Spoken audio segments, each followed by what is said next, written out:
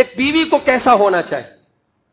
اللہ کے نبی سے پوچھا گیا، نسائی کی صحیح روایت ہے، ای النساء خیر، اے اللہ کے نبی کون سی عورت سب سے بہترین عورت ہے؟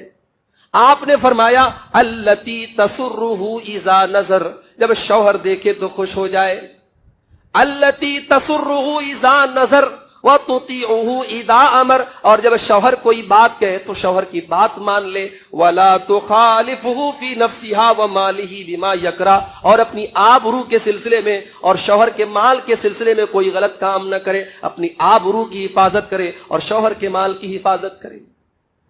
یہ شرط ہے ایک بہترین بیوی کی۔ لیکن یہ بہترین بیوی کب ملے گی؟